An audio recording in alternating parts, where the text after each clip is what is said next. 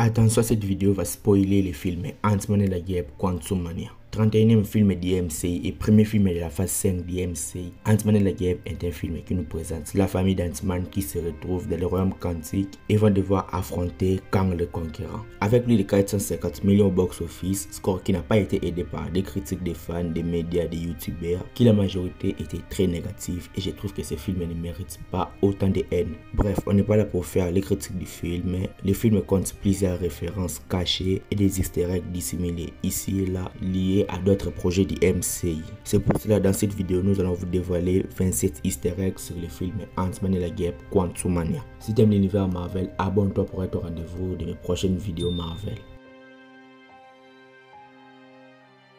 Easter egg numéro 1. Dans ce film, on apprend que Scott Lang a écrit un livre où il a raconté les espoirs des Avengers contre Thanos. C'est une référence à la série Miss Marvel car Kamala Khan s'est servi du podcast enregistré par Scott Lang où il raconte comment les Avengers ont réussi à vaincre Thanos avant d'écrire un livre. Chose qui a donné à Scott Lang un véritable succès puisque dans le premier film Ant-Man, personne ne le reconnaissait dans les rues. Maintenant, c'est une célébrité. Easter egg numéro 2, c'est une easter egg amusant. Le patron de Scott Lang de chez Baskin Robbins fait une apparition dans le film où il nomme Scott Lang l'employé du siècle. C'est une référence au premier film Ant-Man en 2015 car il avait viré Scott Lang après avoir découvert qu'il avait embauché un cambrioleur. Easter egg numéro 3. Dans une scène du film, on peut entendre alors un VR confondre Scott Lang avec Spider-Man. C'est une référence au film Spider-Man No Way Home car après que Mysterio a dévoilé l'identité de Spider-Man au monde entier, après l'histoire lancée par Strange, personne ne connaissait que Peter Parker et Spider-Man. Donc c'est amusant de voir que ce VR l'a confondu avec Ant-Man. Easter egg numéro 4. À la fin du film Ant-Man et la guêpe, on peut voir Hank Pym transporter leur maison miniaturisable près d'une plage à San Francisco. Puis dans le premier film, quand Ant-Man est venu cambrioler leur maison, il avait une autre localisation. Et dans ce film, on voit que la maison a été transportée une autre part dans une rue plus calme de San Francisco. C'est une référence pour nous montrer que Hank Pym peut transporter sa maison où il veut et quand il veut. Dans le film Ant-Man et la guêpe, vers la fin du film, on voit Jimmy Woo et Scott Lang discuter pour se fixer dans des rendez-vous dans un restaurant. Et on avait aussi vu Jimmy Woo être fasciné par la magie des cartes d'Ant-Man. Dans ce film, on peut voir les deux hommes dans un restaurant font des tours de magie car Jimmy Woo peut aussi maîtriser la magie. C'est une référence pour dire qu'après que Jimmy Woo a traqué longuement Ant-Man dans le film Ant-Man et la guêpe, dans celle-ci, on voit que Jimmy Woo et Scott Lang commencent à se fréquenter et peuvent même devenir des amis. Easter egg numéro 6. Lorsque Scott Lang, Cassie Lang et Hope Van Dyne étaient dans la voiture, on peut attendre alors les aventures des Avengers du point de vue d'Ant-Man pendant qu'ils étaient dans la voiture parce que Scott Lang écoutait son propre livre. On peut alors attendre Scott Lang dire qu'il s'était transformé en bébé, chose qui s'est produite dans Avengers Endgame lorsque Banner expérimentait le voyage dans le temps. Puis on attend alors Scott Lang dire qu'il était fasciné de voir un raton laveur qui parle, ce qui fait référence à Rocket Raccoon des Gardiens de la Galaxie.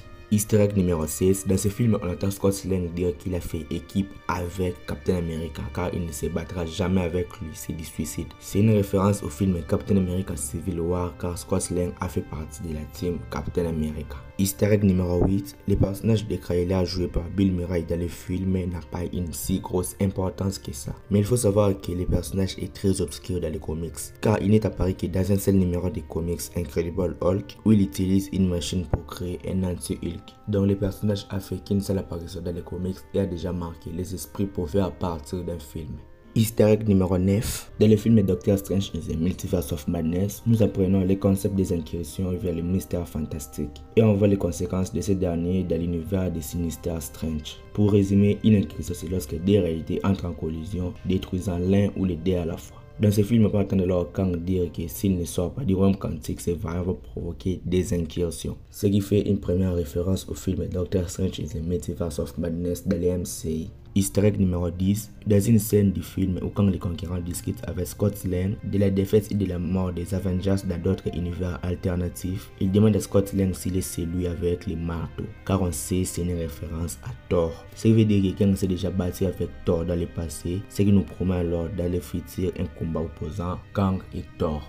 Easter egg numéro 11 de la saison 1 de la série Loki. Lors de son discours à Loki et Sylvie de l'épisode final, celui qui Demer fait référence à une version scientifique de lui-même qui a découvert le multivers et a travaillé avec d'autres pour devenir les plus puissants. On se rend alors compte que l'histoire de celui qui Demer dans Loki colle parfaitement avec Kang dans Quantumania. Et on commence à avoir des doutes quant à l'identité de ces deux personnages, car les deux personnages semblent être la même personne mais dans des époques différentes. Celui qui Demer, c'est quand il a fini sa conquête, et Kang dans Quantumania, c'est quand il a commencé d'éviter sa conquête.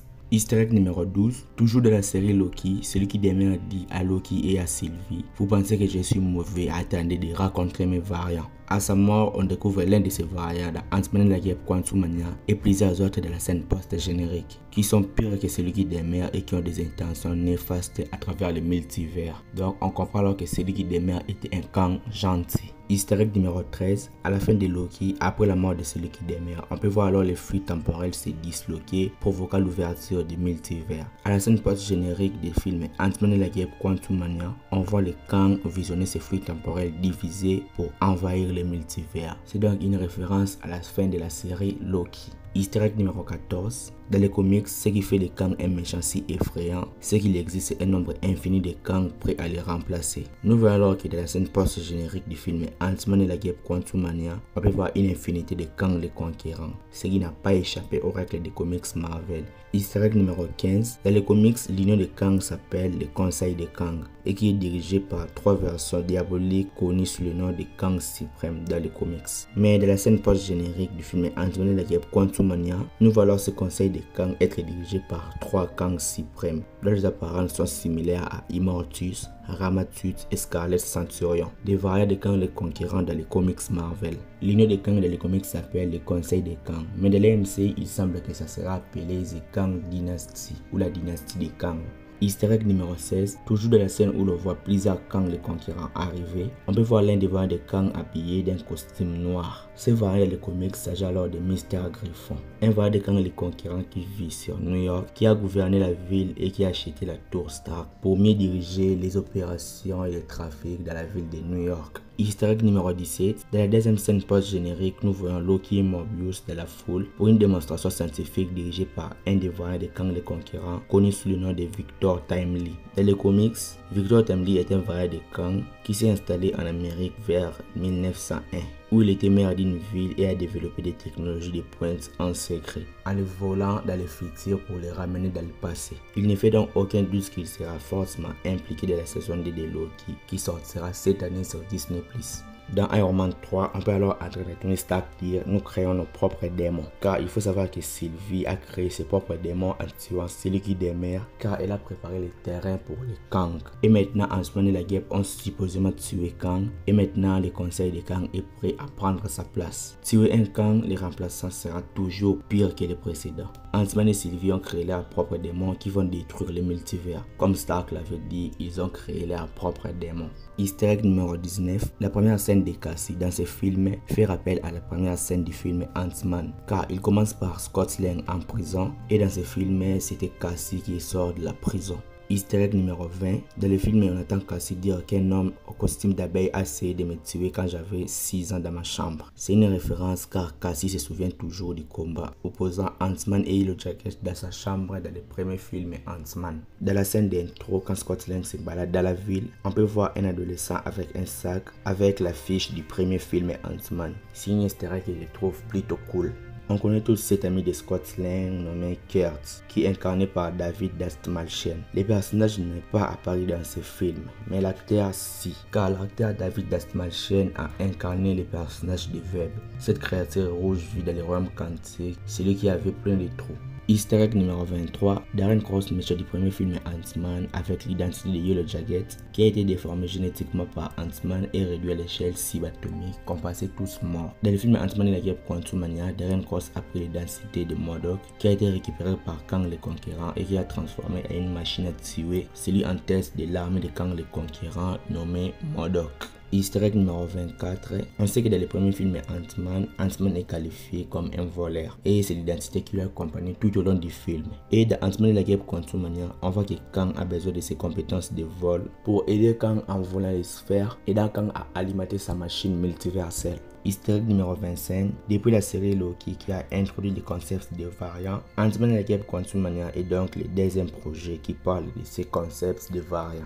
Easter egg numéro 26, Scott Lang dit donc à sa fille Cassie que c'est sa 4e fois qu'il soit en tôle. Pour résumer, Ant-Man a fait de la prison 4 fois. D'abord dans la première scène du film Ant-Man où il sort de la prison, puis dans les premiers films quand il a été arrêté après avoir cambriolé la maison de Hank Pym et s'est échappé grâce aux fourmis. Et troisièmement dans le film Captain America Civil War après la bataille de Leipzig à l'aéroport. Et quatrièmement quand il a été arrêté par Kang le Conquérant dans le film Ant-Man et la guerre Quantumania.